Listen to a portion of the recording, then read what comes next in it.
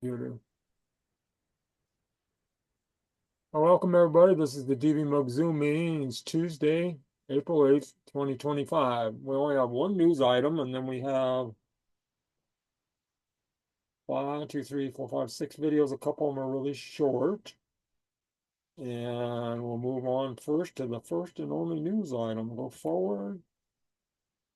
Apple integrates Apple Intelligence powered writing tools into new iWork updates.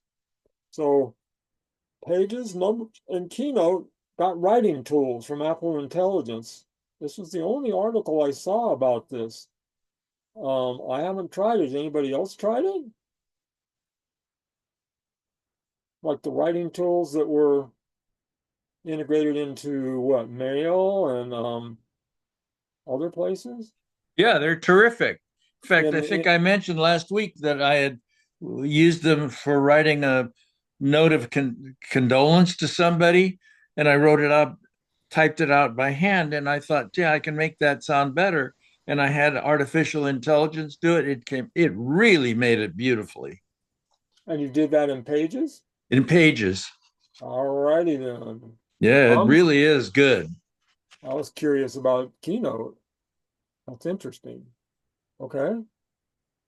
And any other comments or questions about that? That was the only notice I saw about that. Nobody else mentioned it. It's weird. Okay, here's our Yeah. videos.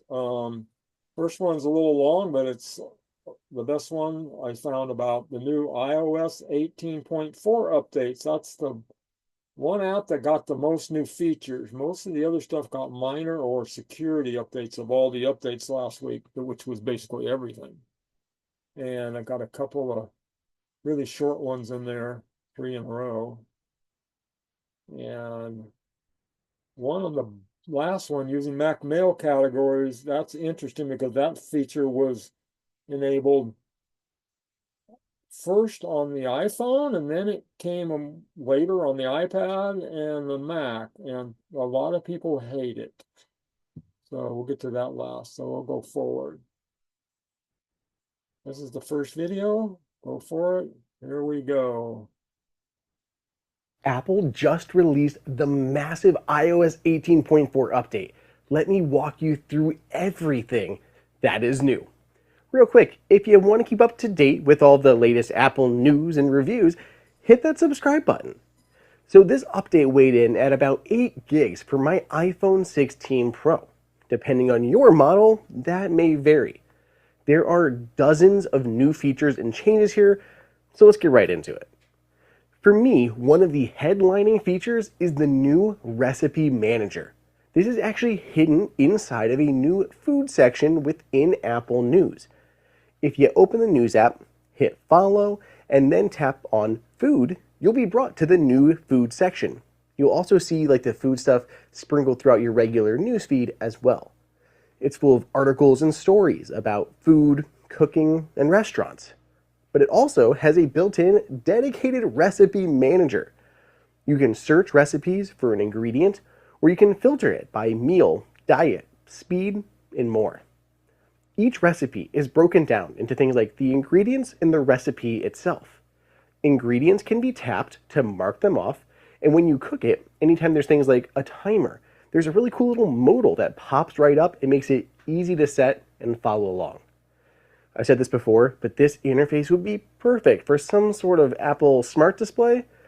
There have been a lot of rumors about that, so if you want to learn more, I've linked a video here where I talk about it.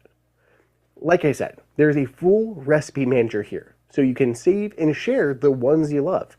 And yes, your saved recipes can be filtered too. I'm a little surprised this wasn't broken out into its own app, like passwords. But I guess it makes sense since the source is basically just a bunch of publications inside of Apple News. Apple Intelligence has a number of new features with this update. Priority notifications automatically determines which notifications are most important and puts them at the top of Notification Center. It's very handy and should improve with time. It's another of my favorite new features and is enabled in Settings, then Notifications. This can be set to on a per app basis, so maybe you want to ignore certain ones, make sure it's turned on for others. For iPhone 15 Pro and 15 Pro Max users, they can now use visual intelligence. This is the feature that allows you to use the camera to scan your surroundings and perform various actions.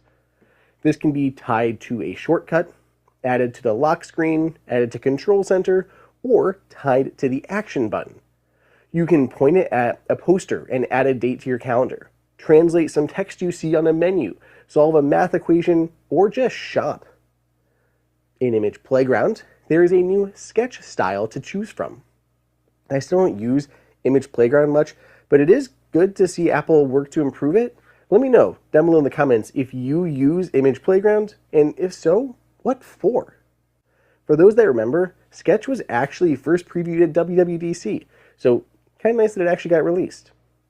My sponsor, ESR, has you covered, quite literally.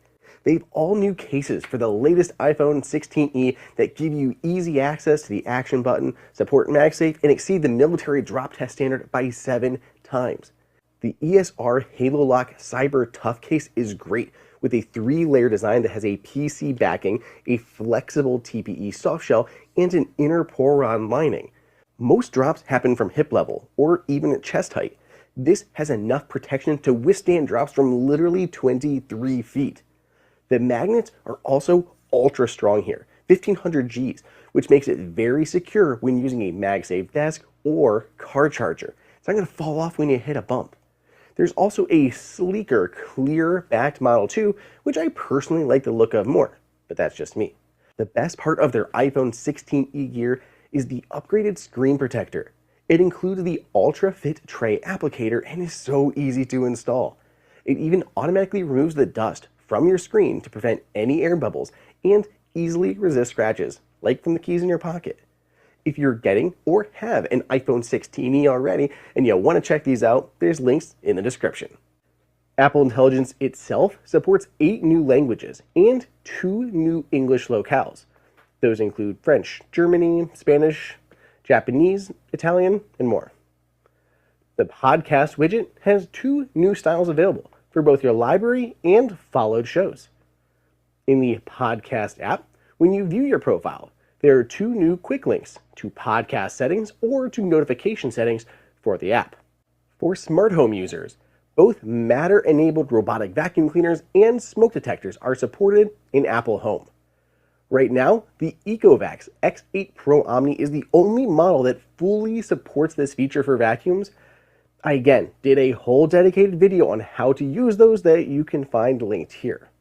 The short version is, though, they can be controlled with Siri, including which rooms you want to clean. You can also change modes as well and include them in automations like vacuuming whenever you leave the house.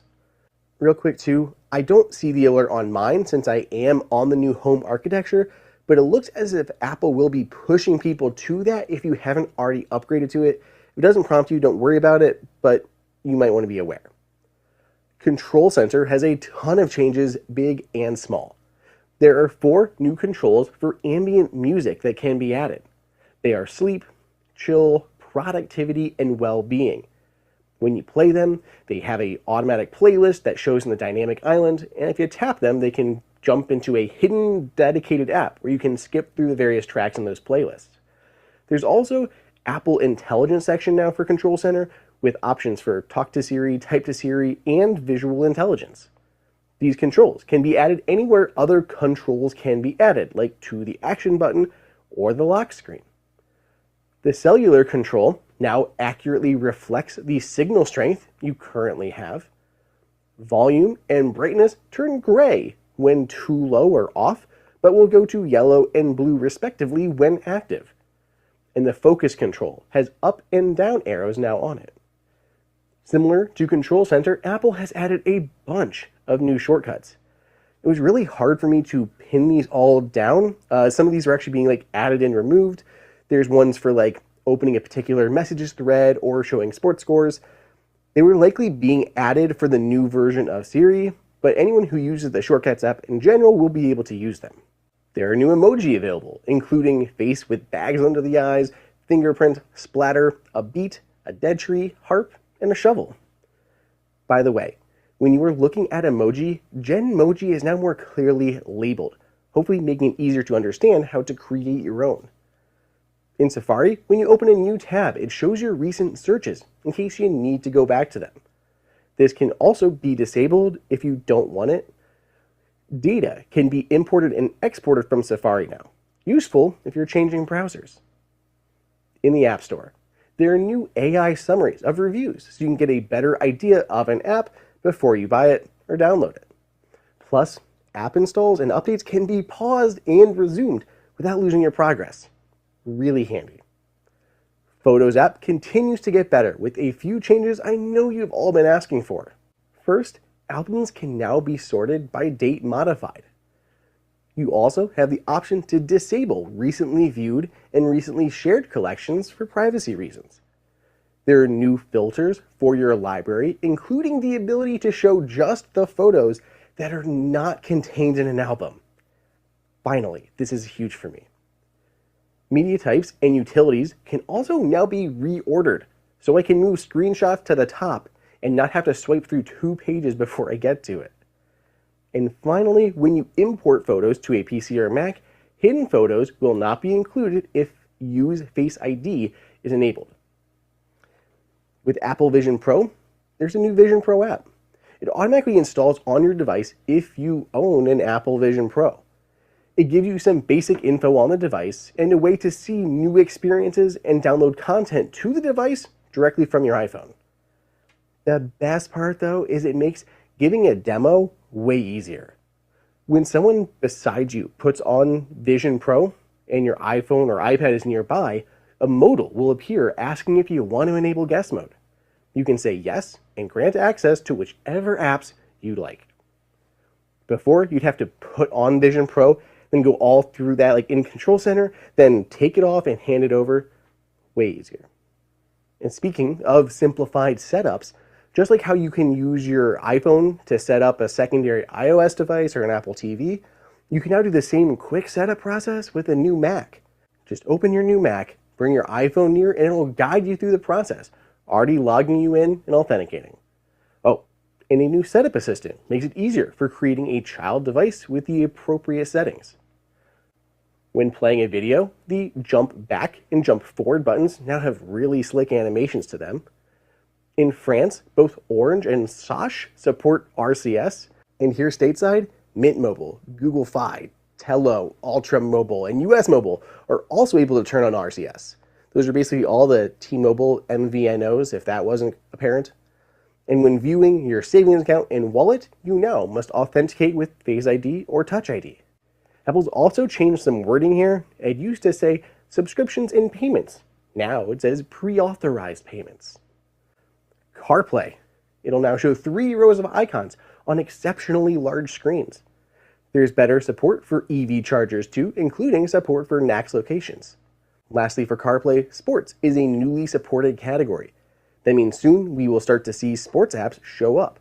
There are some now like MLB, but those are technically under the audio umbrella, not specifically sports. That's why they've been available sometime before this new category was designated. The privacy indicator that shows at the top of the screen has changed position, and there's a new black background behind it, making it easier to see in certain, different apps. And previews for App Store links, like in Safari, now show more information about an app before you fully tap into it. There's a new sub-menu for the camera app under camera control to tell it what app to open. And when updated themselves, the USB-C version of AirPods Max will now support lossless audio and wired audio connections, either purely over USB-C or with the USB-C to auxiliary adapter that Apple sells. It's a lot of changes. This is a pretty big update and comes alongside other updates for iPad, Mac, Vision Pro, Apple Watch, HomePod, Apple TV. Let me know down below in the comments what you think of this update, if you've got it already installed, and if you spot any other changes. Otherwise, stay tuned for more Apple news, and I'll see you all in the next video. Oh, there was a lot of stuff. When he was talking about the Vision Pro pairing guest mode thing, he described that pop-up as a modal, and that's a word I've never heard before. So I looked it up. A modal is a pop-up window on a website or elsewhere that you have to do something with before you can get to the underlying content.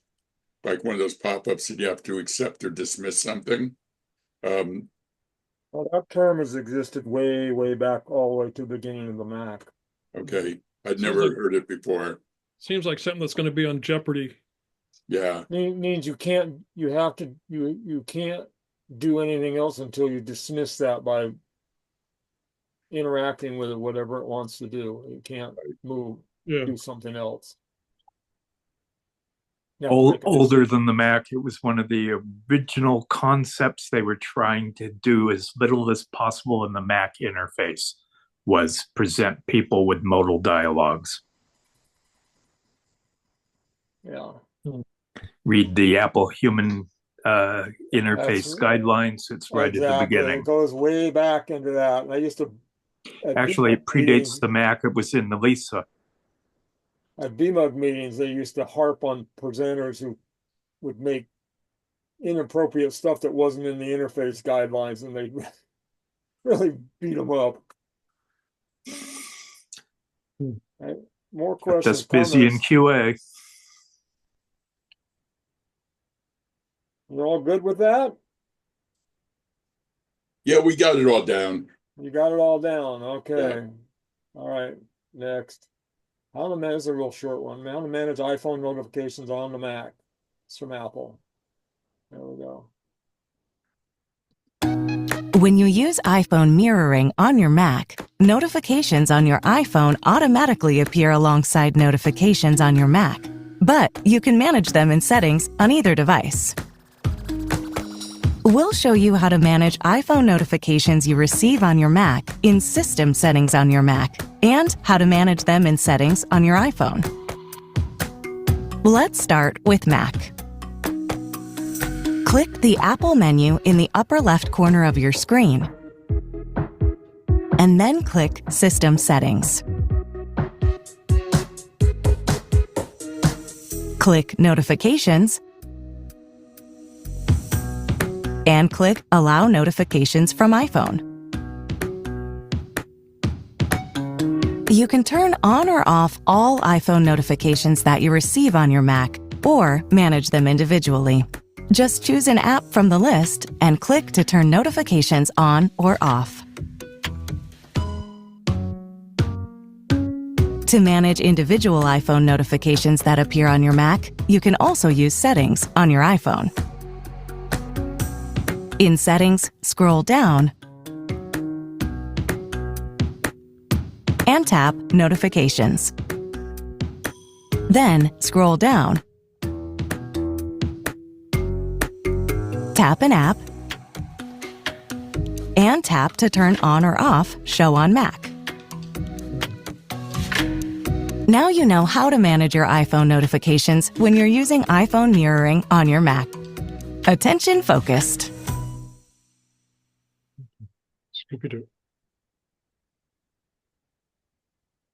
Yeah, it only pertains if you want. This is for a new thing with iPhone mirroring, which is a cool feature that I really haven't used. Seems Yeah. useful though. Comments, questions? I have used it on my Mac and it works pretty well, you know. And so far I can just as easily tap the iPhone that's next to them. But yeah. So is she saying that changes you make to which apps can notify you applies to both devices? Or changes you make in settings on the iPhone will only affect what shows on the iPhone, but I was unclear about that. How do you know which device you're affecting? Well, I guess she said on the iPhone, there was a switch. If you want the notifications for the iPhone for a certain app to go to the Mac when you're mirroring, right? Maybe you don't want certain apps to do that. I don't know. I'll have to watch it again. Or maybe do some experimentation. Okay, moving on. Next. That's a really short one. How to scan documents into notes on your iPhone and your iPad. Don't blink. Want to add a document to a note you're working on? You can use the Notes app to scan documents on your iPhone. Here's how. While you're working on a note, tap the Attachments button. Then tap Scan Documents. Now, position the camera so the full document appears on your screen. When the full document is in view, it will automatically scan. After the document scans, tap Save or add additional scans to the document. The scanned document will save as a PDF in the note. Frame, scan, wow. Easy peasy.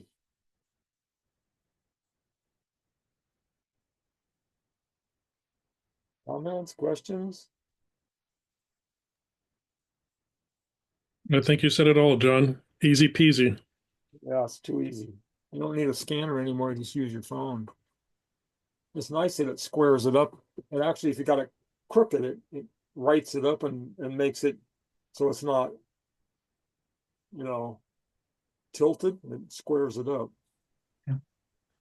John, I noticed that the volume of the audio on the films is a lot hotter than your volume. I don't know if I can do anything about that. Oh, okay. Mine, I don't know anywhere to adjust the volume on the Keynote. Can you get closer to your mic? Me? That's my normal position. I could. You want me to be louder? Well, I can understand you, so it's maybe a moot point. Yeah, if everybody's the same, we can mute it all the same. But if we turn down the volume from the video, then you almost disappear. Change anything in you. This is about I've been doing for a long time. Yeah. I moved the microphone a little closer, but I don't know if that'll make a difference. Okay. Next. Yeah, I have a comment regarding scanning.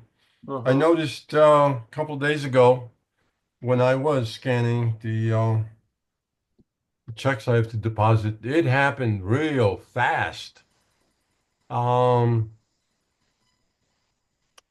I don't know what to attribute that to, but before it would frame it, and you would cheer it and take the snapshot or the scan, and it would go over.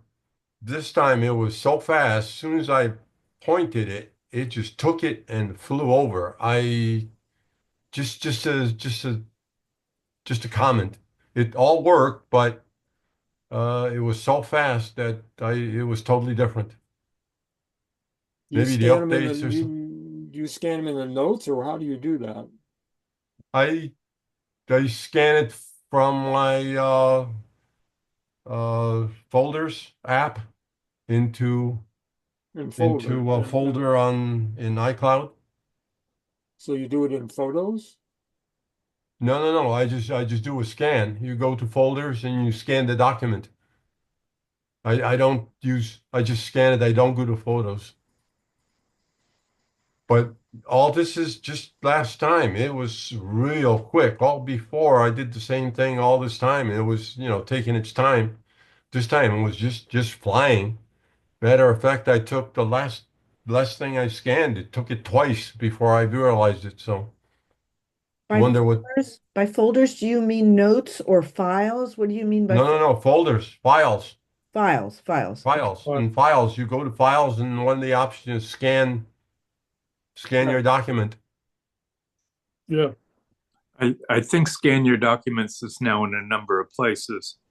What I found though, because I also have flatbed scanning function on my multifunction printer, is that the algorithm that tries to straighten out your document is not perfect. If you want it square, it's better to put it on the glass. And make sure you get the paper square on the glass, because you get a little crooked and it doesn't sit right when you shut the lid, it shifts. Well, Well, if it you ever, de- if you put a depends on your folder, scanner. There's a well, if corner, you you ever, just put it flat, you put the lid down slowly. Works. well, if you ever have documents where you folded them through to put in an envelope and you open them up, they got these creases in them and you lay them on the glass and they kind of sit up. Yeah. When you close it, the air Yeah. pushes them sideways. So, Bill, scanning with the phone, you don't have to do anything. It finds it, it centers it, and it takes a scan automatically. Yeah.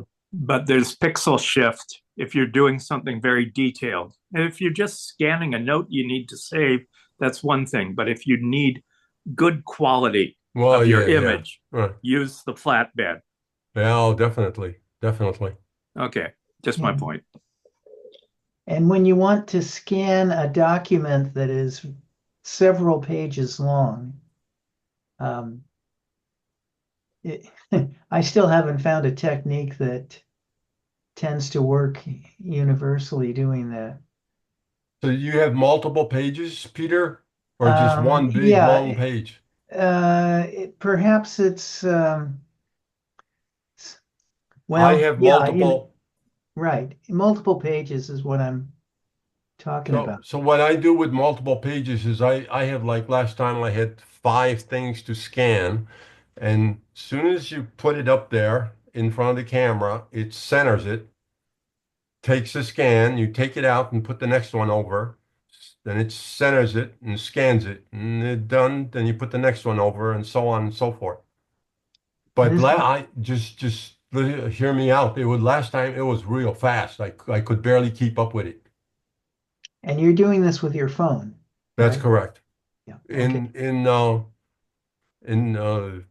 Was it files? You know, the folder icon that you have there. And it directly scans it into iCloud. Mm-hmm. The folder is set up on iCloud. So you go to wherever you want to scan it to, like iCloud, and you open it up, and one of the options is scan your document. Okay, moving Yeah, on. thank you. 15 Mac note tips. Oh, one thing to add about scanning is ViewScan is still out there and it works beautifully. It creates PDFs directly if you want, and it'll do 25 or 30 pages and link them all together if you like. It's the best software I ever bought. Basically, for old scanners that are not supported in image capture, you can do for free built into your Mac. You don't need any software as long as it supports Yeah. your scan. When you Yeah, open it up, ViewScan will also support scanners that are obsolete. well, that's its main thing because it's not cheap. It's like $40 or something. Okay. Ready? Next. There we go. Hi, this is Gary with MacMost.com. Here are some tips for getting the most out of Notes on your Mac. So the Notes app on the Mac and also on the iPhone and iPad has become indispensable to a lot of people. So here are some tips on using it that you may not know. The main Notes window works just like any other window. If you click on a window behind it, it's now covered by that window. But you can get a note to float on top. The key is to have that note break out into its own window first. So double click the note in the list on the left. And now it'll be in its own window. You can still work with it just like you can in the main window. But now you can go to Window and then Keep on Top. And with this window set to keep on top, even if you select a window behind, you can see this window is still floating on top and you can work with the note inside it. A note could be as long as you want and have lots of different information. One way to tame it though is to collapse sections. Anywhere you have a title, heading, or subheading, you can click to the left of that text and collapse the section underneath. So you can collapse all of the different sections like that and just focus on the one you want. In the View menu, you'll even find keyboard shortcuts for collapsing the section, all sections, or expanding all sections. By the way, if you find these videos valuable, consider joining the more than 2,000 others that support MacMost at Patreon. You get exclusive content, course discounts, and more. You can read about it at macmost.com/Patreon. If you have a lot of notes, it can be hard to organize them all. You can certainly create folders here in the left sidebar for that. But a better way to do it is often to tag things. So for instance, I can add a tag anywhere in this note by using the pound or hash symbol and then typing a tag, and you can see it appears here in yellow. Now if I look here under tags, I'll see all the tags that I've used. And if I click on one, it will show me just the notes that have that tag in it. You can add as many tags to notes as you want and remove them just as easily. You can also link to other notes. You can do this by selecting any text that you want and then go to Edit and then Add Link or Command K. And then you could start typing the name of another note like this, and it'll narrow it down and you could select the one that you want, and it will turn this into a link that goes to that note. A shortcut for that is to simply type the greater than symbol twice, and then you get a list here. But you can just keep typing like this until it narrows it down to what you want. And you can see you can also create a new note to link to, or select this one like that. And now I can click here and it'll jump right to that other note. And you can add a link in that note back to this one if you like. If you want to highlight some text in notes, you can do that by selecting it and then clicking the Style button here. Click this little color dot to select your color, and this will highlight that text using that color. After you do that, you can select Other Text and use this tool here to highlight it. Now if that seems like a lot of work, note that under Format, Font, there's Highlight, and you can see a keyboard shortcut, Shift-Command-E. So you could just select text and use Shift-Command-E to highlight it. But you can also style text directly if you like. So you can select text here and you can use Format and then Font, and you'll see a lot of keyboard shortcuts that are used in other apps like Command-B for bold. But you could also use Show Fonts or Command-T to bring up the font chooser here, and you could choose any font that you want and then choose different styles like bold or italic and sizes right from this control. You could also click here and then it will bring up the color tools, and you can use this to select a different color for the text. You can also get to that under Format, Font, and then there's Show and Hide Colors or Shift-Command-C. Now if you have some text with the style you like, you don't have to completely recreate it every time. You can select it, and then if you go to Format and then under Font, you'll notice there's Copy Style and Paste Style. Remember Option-Command-C and Option-Command-V. So just adding the option to Command-C and Command-V, and you can copy that style and then select some other text and paste that style onto that text. Note that if you ever want to just remove the style and go back to whatever the default is, under Format, Font, you've got Remove Style as well. Now in a variety of different apps on your Mac, you have something called data detectors, and that works in Notes too. For instance, here I've got a date, a phone number, and an address. Notice what happens if I move my pointer over the date. I get this little box surrounding it and this little button to the right. If I click that, it'll allow me to create a new event at that date and that time.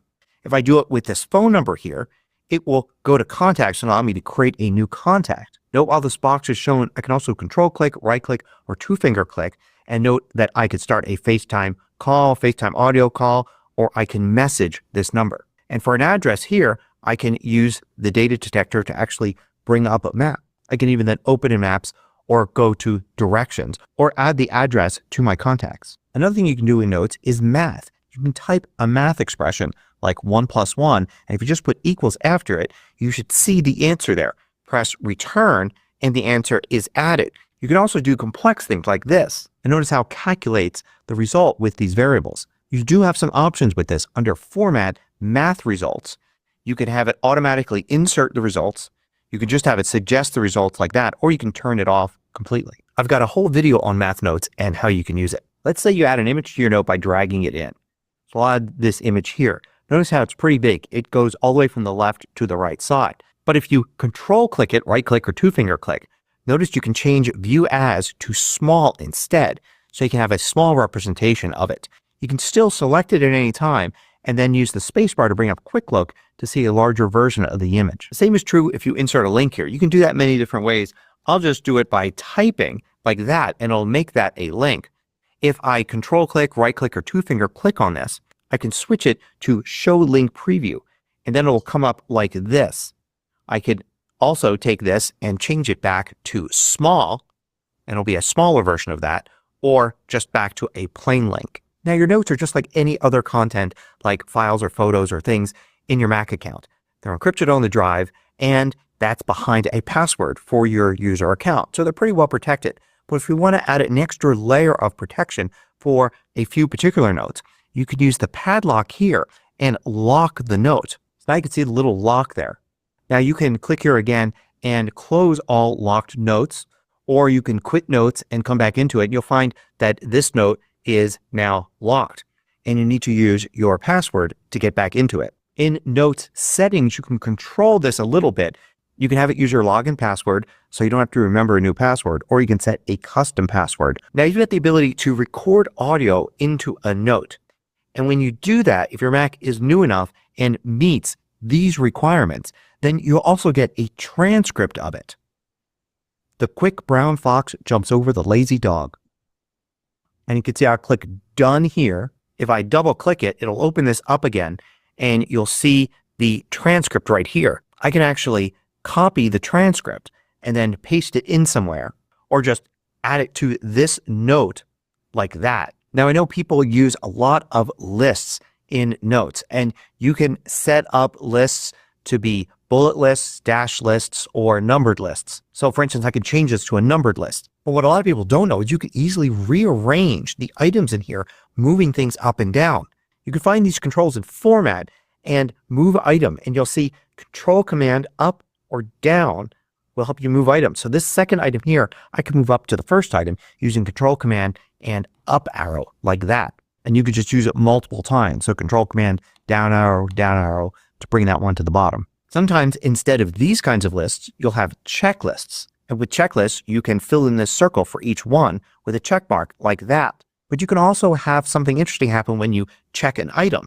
If you go into Notes Settings, look for Automatically Sort Checked Items. Turn that on, and now when you check an item, it moves to the bottom of a list. But even if you have that turned off, if you check some items and you have your cursor anywhere in this checklist, you can go to Format, and then below Checklist under More, you can manually select Move Check to Bottom to move all the checked items to the bottom. Or you could also choose Delete Checked to remove all the checked items. It's great for a long list where you want to move all the checked items to the bottom to separate them from what still needs to be done, or just get rid of those checked items. So I hope you found these tips useful. Thanks for watching.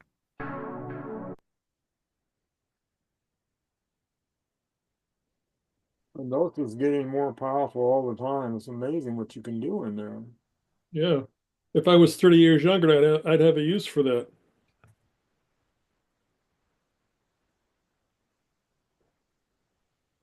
Well, I have some clipped web pages from Evernote that I tried moving into Notes, and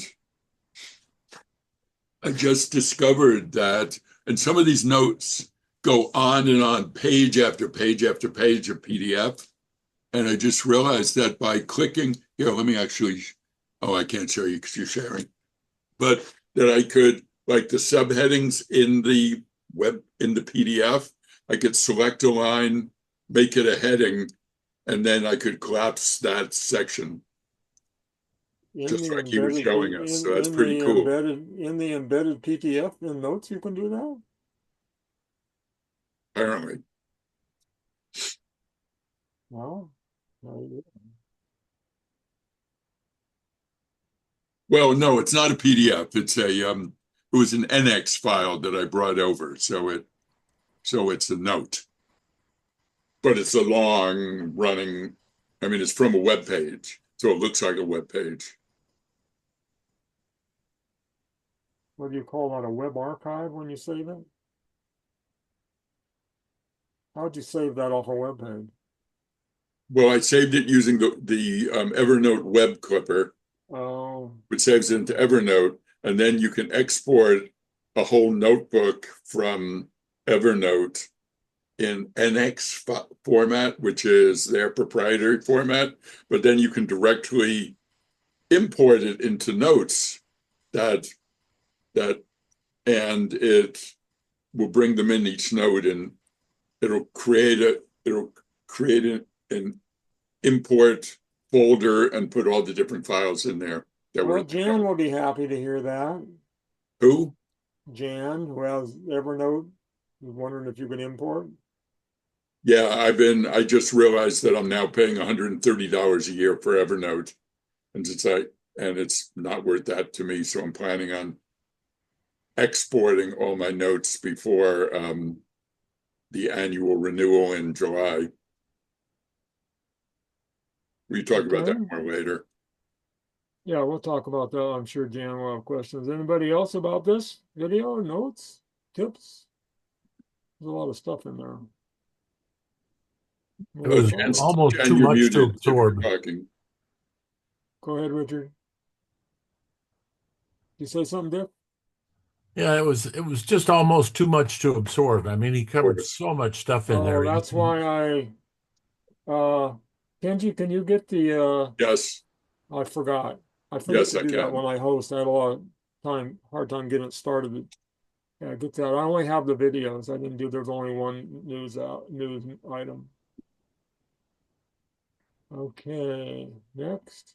Can I ask a question about notes and I knew we were gonna have something to say. Sorry about that. Um, I don't really understand the strategy of doing in notes what I've done in Evernote. Like I can have one whole database for medical subjects and one whole database for stores and restaurants and so how would you do that in notes? You can't unless you use different email addresses for each one, which I'd rather not do. No, in notes, you create folders. Oh, no, I know within one database, yeah. But I don't want stores in the medical database. I don't want. Well, you put stores in a stores folder. You put medical stuff in a medical folder. I guess you can have subfolders, right? I think so. I don't know that if you can you have subfolders? I think so. But without that, then that's no good at all. I have folders within subfolders within folders. In notes. In notes. Oh yeah, you can do that. That's right. Yeah. But is it unlimited or is it just one? I two layers? don't know how many. Let me see. New. Well, let's find out.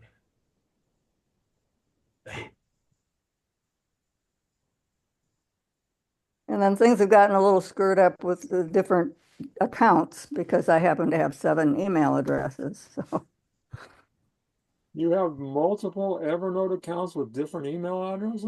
No, not the email address, different Evernote databases. And it seems better to have restaurants in this one and stores in that one and medical things in another one. I guess I don't understand. Why don't you just have different folders, one for stores, medical? Exactly. Yeah. What? Because I've got I've got Lowe's, for instance. I've got barbecue sauces, church, quick notes, Apple classes, COVID, to-do list, traveling, QR codes. I've got all kinds of folders. Yeah, I have plenty of folders in each one. Mm-hmm. I just like to have them in database. I just looked it up, and it says you can have up to 6 levels deep of folders in notes. In notes. That's good. I think you're just gonna have to try it and see. Yeah. There's only one, but there's only one database, and everything is within that. Yeah. I got a feeling there goes one afternoon for you, Jan. Only an afternoon. I have every confidence in you. Okay, next, Thank you. moving on. Anything more about notes? We're gonna move on. Yeah, it's called subfolder nesting, and you can have up to 6 levels of folders. Oh, good Lord. Yeah, I just tried it. I select a subfolder and click new folder, and it creates a subfolder, and Right. then a subfolder of that, and then a subfolder of that. I went 4 deep, I went 5 deep, and it was fine. 5 super handy iPhone camera tips. Yes. When I was a kid, I took pictures with a Kodak Instamatic camera. Film was expensive, so I was judicious in the pictures I took, and sometimes a 20-picture roll of film would last me all year. Now when I take my iPhone out of my pocket and jumble it around, I'll snap 20 pictures before I know what I'm doing, or at least I used to. Having the best camera you've ever owned in your pocket is just fantastic. It's not complicated, but getting the hang of using it is important. If you'd like to learn a few basics about how to use your iPhone camera, then stick around. This video is for you. Hi, my name is Rich and I'm back at it with another easy to follow video on how to use your iPhone camera. My whole thing here on YouTube is making easy to follow videos on how to use your iPad and iPhone, without going nuts. If you find this video helpful or any other videos and you've not subscribed, please consider doing so. It's amazing how this channel has grown over the last year, and a special thanks to everyone who has subscribed. Okay, in today's video on the iPhone camera, I'm going to show you the various camera modes and what they mean, nothing complicated, how to tap and hold the camera icon to get to a mode quickly, which can save you quite a bit, how to slide to get to movie mode, which is kind of cool, a couple of important settings you need to adjust, and then lastly, very basic, but how to zoom in and out. All important stuff. Okay, let's get started. Okay, first up is just the various camera modes. I want to show those to you. If you open your camera like this, you're going to see a whole bunch of settings down here that you can sort of slide across. And most of them make sense. Time lapse, you know what time lapse is. You can put your iPhone on a tripod like this and just tap time lapse and get a time lapse video. You can also take a slow motion video. That's what slow-mo means. And you can then go to cinematic mode. And cinematic mode is kind of new. It's been around for, I think, maybe a version or 2 of iOS. But what it does is if you have 2 people in the frame and you point your camera at one of the people, it focuses on them and then puts the other person out of focus. And then if you move your camera onto the person behind them that it wasn't on, it focuses on them and puts the first person out of focus. So it's kind of like a cinematic mode you see when you watch a movie. It's really cool. And then there's just basic video mode right here, and you can just set that on there and take any kind of video you want. And of course there's photo mode. That's the important one that we take tons of photos with.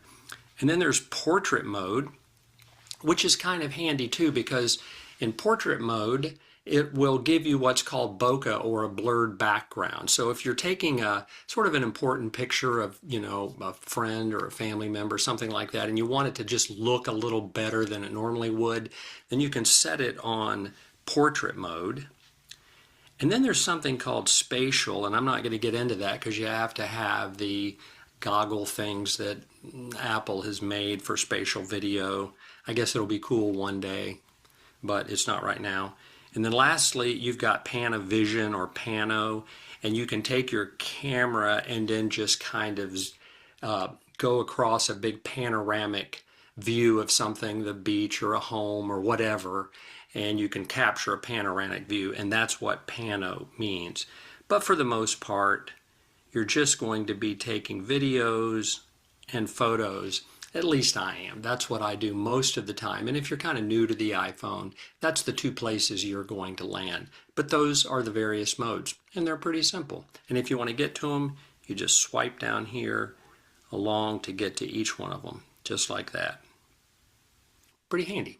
Next thing I want to show you is just how to get to a mode on your camera kind of quickly. Now, here's what happens to me. I want to take a video of my grandson, and I tap on this, and then I'm in the photo mode, not the video mode. And then I go over here and I'm like, oh man, that's not what I want. What do I want? Video. Yeah, there we go.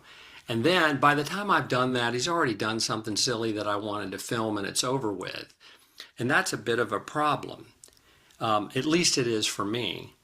But you can just tap and hold on the camera icon by just tapping and holding. And when you do that, you can just tap it on video right there and the camera will automatically open up in the video mode. Really, really handy. Likewise, you can tap and hold it, and you can also get to portrait mode that we just talked about. And you can also get to portrait selfie mode. So if you take a selfie of yourself, it'll kind of blur out the background, which is kind of neat too. So you can get to any one of those features by just simply tapping and holding on the camera icon to get to them. You just tap on video.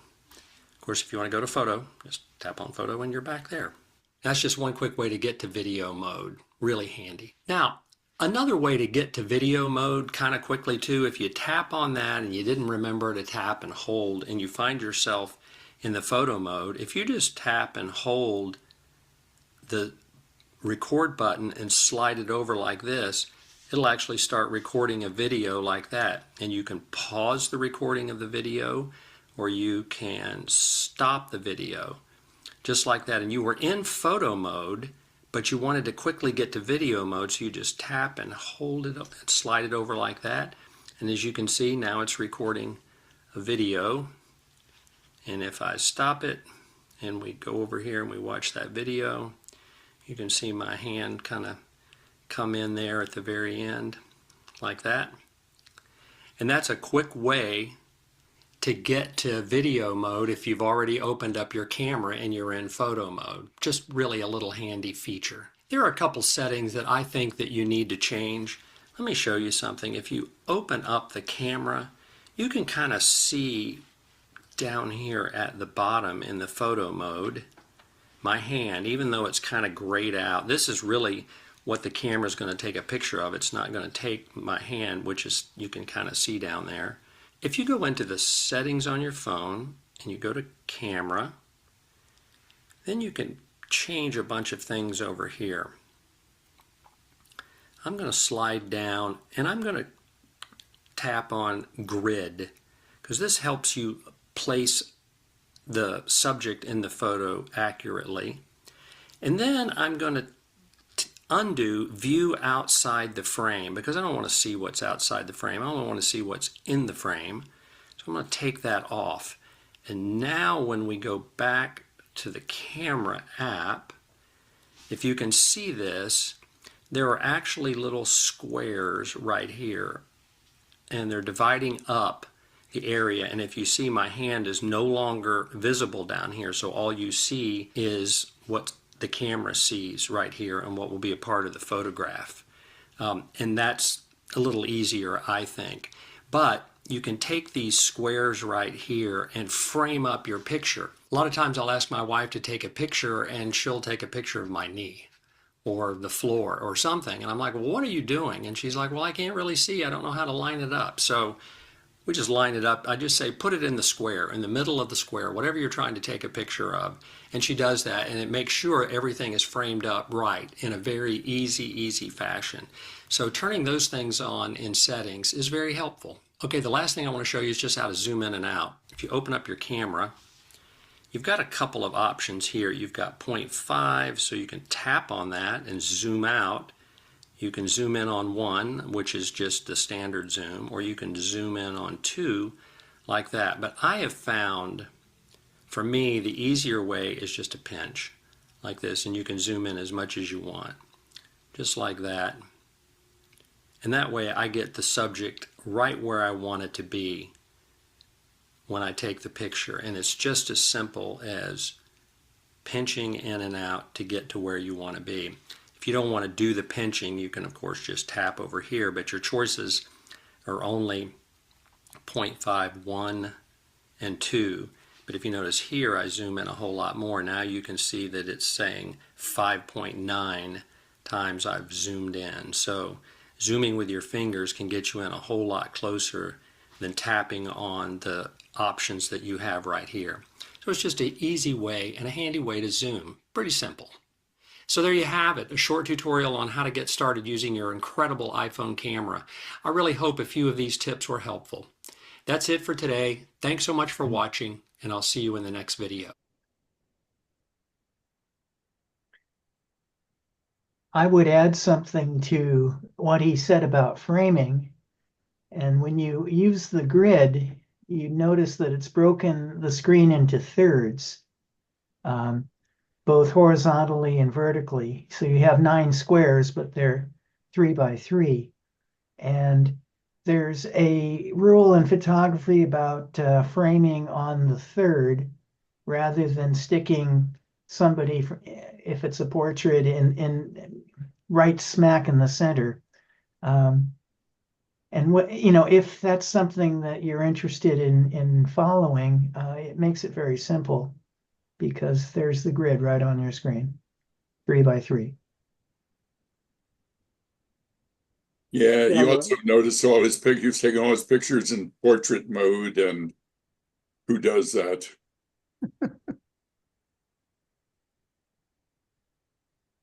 Jan, go ahead. Thank you. This is not off the subject. It's on the phone photography, but off the video. Can I ask a question? One of my bigger problems with photos is that it changes itself from photo onto video or portrait or something that I didn't intend. I suppose I must have touched it, but is there a setting that says stay where you were last or something like that? Yes, Where, there is. In the photos settings in the Photos app, you can say, remember my setting. Okay. Have it always, but that's always go to photos. But that's not, but what happens is it changes while I'm using the camera app. I have the same thing as Jan has, where when you're touching the screen, take pictures, and then next thing you know, you're in video mode and you didn't intend to switch there. I would love a control that lets you lock that slider. So yeah. But sometimes people take live photos and they don't realize they're doing it. That's another one. Yeah. So they'll have a little bit of video. I think that's where what John was talking about comes in. Turn it off, and then every time you shut your camera off and turn it back on, live photos is still canceled until you turn it on. Actually, I find live photo re-enables itself constantly. Well, what you have to do is you have to go to settings, and there's a setting. We could probably should come back to this maybe later. Yeah. But there's a setting in settings where you tell it to remember these settings that I've got right now. And then you do an update and it sets it back. Yeah, well, that's OS updates are constantly setting it back to live photo. That's true. There are other camera apps also in there. Right. Camera Plus. Third-party camera apps. Do you use one? I have Camera Plus, but do I use it? No.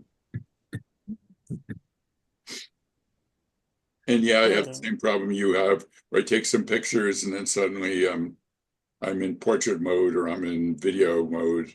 Yeah. And I must have slid the slider by accident while I was taking pictures. It's such an obvious setting they should have in there. Okay, last video is, this is something that you may have noticed. I believe it started on the iPhone and now it's come to the Mac. And a lot of people hate it. There's lots of postings on how to turn it off. And Gary explains it. Hi, this is Gary with MacMost.com. Let's take a look at the new Mail Categories feature in macOS. So once you've upgraded to macOS Sequoia 15.4, Mail looks a little bit different. It's got something in it called categories. Now, these might not be completely new to you because previously they were available in iOS and iPad OS, so you may have seen them there as well. But this is the first time they're on the Mac. Basically, what it looks like is this. In the Mail app, you see these 5 buttons here at the top. The last one's just a little bit out of sight. And these are 5 different ways of viewing your inbox. So you either need to have all inboxes selected, or if you have multiple accounts, Are you you there, can John? We're not select seeing just one anything. inbox. But notice they won't appear in other situations. Like if you look at your archive, say, it's not there. So this is an inbox feature. What this does is it attempts to make it easier to get through your inbox by categorizing things in 4 different categories. There's primary, then there's transactions, then there's updates, and there's promotions. And that's how you can view each of these 4 things just by clicking here at the top. So what are they? Well, the transactions one is going to try to show you receipts and things like that. You actually see a description of it here at the top. And after the first time you review this, you can dismiss it and you won't be bothered with it again. The updates one is for things like when you get regular newsletters or updates from some website, it puts them in there. And the promotions one is for special deals, offers, coupons, that kind of thing. And what Mail attempts to do is it attempts to categorize each mail that comes in as one of these things. The default collection is primary. So in other words, if it doesn't fit in one of those, it's going to appear here in primary. Also, sometimes if it does appear in one of those, but it seems to be very important, it will be in both primary and in one of these 3 categories. By the way, if you find these videos valuable, consider joining the more than 2,000 others that support MacMost at Patreon. You get exclusive content, course discounts, and more. You can read about it at macmost.com/Patreon. Now, the categorization is automatic, but you do have some control. For instance, let's say I want to move all emails from this person here into the updates category. I can do that by control clicking, right clicking, or 2-finger click on a trackpad on it, and I should see categorize sender here. It should be set to automatically, but I can have it always categorized as one of these 4. So it's just going to look at who the email is from, and whenever you get a new email from that person, it's going to go into one of these categories automatically. You can also do it up here by clicking on the name or email address that you see here, and there's categorize sender there as well.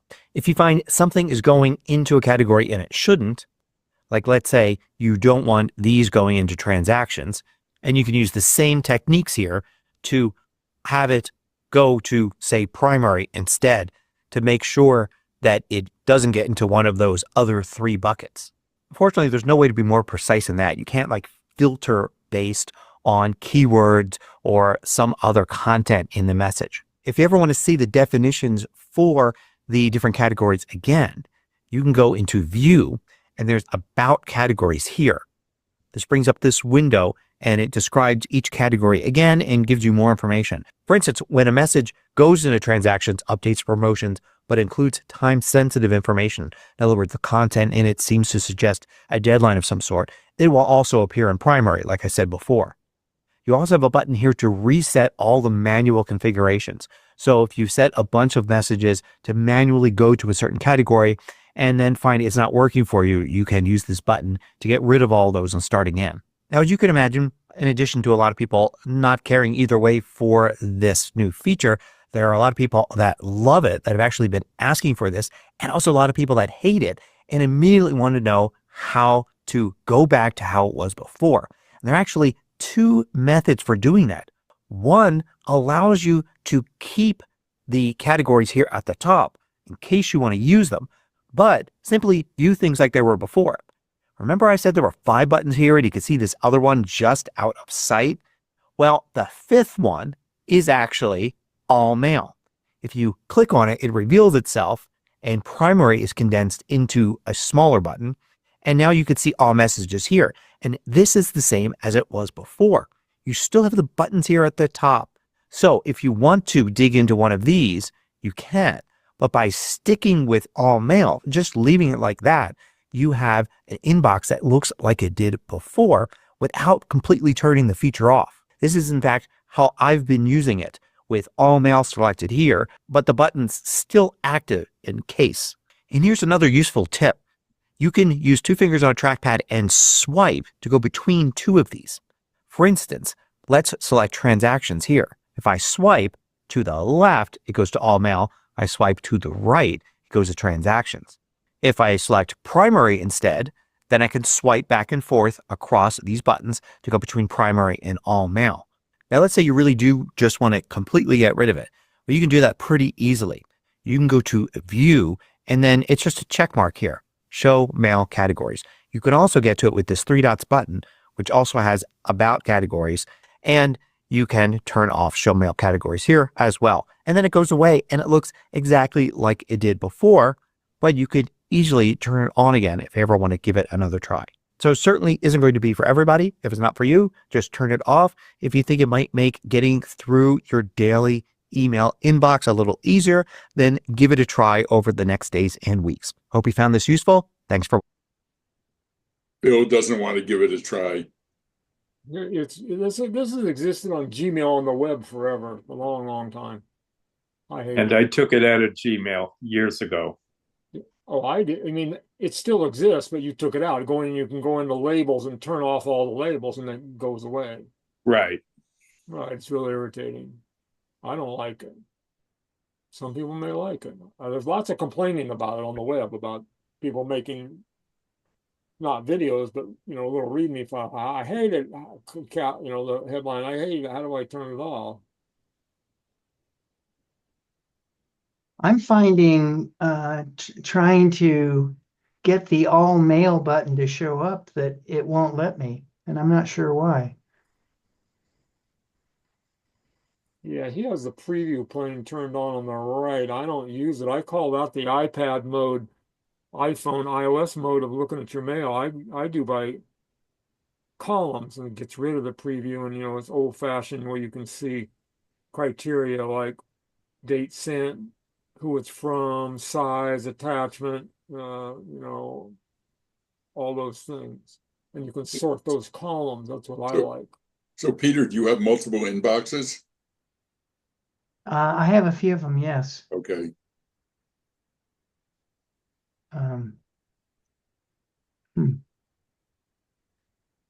Comments, questions about this? This is the last video. Yeah, well, maybe there's something about setting it up so you can slide through the selections properly, which I missed. I had a phone call I had to take in the middle of the video.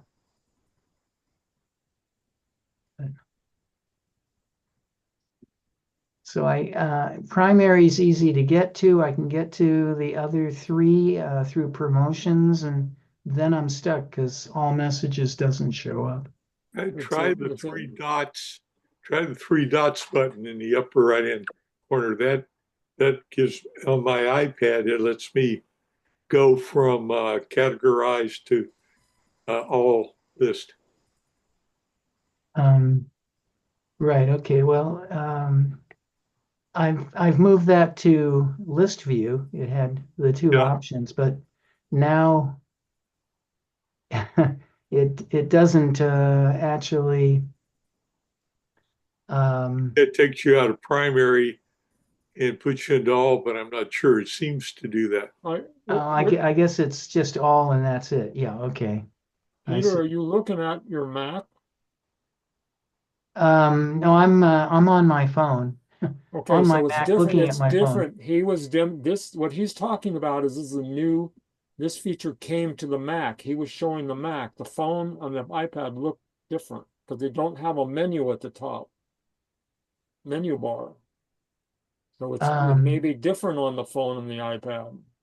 Right. Strangely enough, there was an all mail button, just like he was showing toward the end of his video, on the phone, but I've lost it. I'll check it out and figure it out later, but yeah, not sure what's happening. Need a little more light here too. Okay, anybody else? I think that's the last video. We can move on to Q&A and social hour. If anybody has any more questions about any of the videos we talked about, or we'll move to general Q&A. Also, Peter, when you hold something up, you have your blur filter on. That makes it difficult when you hold up something you want us to see. Which filter, Kenji? Blur in Zoom. to Oh. blur your back. You have your background blurred. Okay, let's hold on for that for the Yeah, general Q&A. it's okay, right. So, On, Davey, on the last segment, when did that mail start? in the latest Sequoia 15.4 update last Tuesday. Okay. Okay. Previously existed for a while, a couple weeks maybe, on the iPhone and the iPad. That feature showed up. Okay. It didn't come simultaneously to everything, so it's kind of weird. Gotcha. Okay. Thank you. Okay, DVMUG members can see the next video of Q&A with a link on the DVMUG BBS. And so with that, we'll stop the share and start a new video. Okay, now I need to start a new recording.